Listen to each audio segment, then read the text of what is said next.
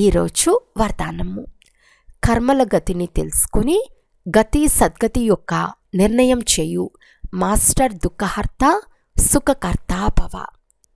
ఇంకా మీ జీవిత కథను చూసుకోవటం వినిపించటంలో బిజీగా ఉండకండి. ప్రతి ఒక్కరి కర్మ యొక్క గతిని తెలుసుకుని గతి సద్గతినిచ్చే నిర్ణయం చేయండి. మాస్టర్ దుఃఖహర్త సుఖకర్త యొక్క పాత్రను చేయండి. మీ రచన యొక్క దుఃఖం అశాంతులతో కూడిన సమస్యలను సమాప్తం చేయండి. వారికి మహాదానం మరియు వరదానంను ఇవ్వండి. స్వయానికి సౌకర్యాలు తీసుకోకండి. ఇప్పుడు దాతలుగా ఇవ్వండి. ఒకవేళ సౌకర్యాల ఆధారంపై సొంత ఉన్నతి లేక సేవలో అల్పకాలం కొరకు సఫలత ప్రాప్తించిన ఈరోజు మహాన్గా అవుతారు.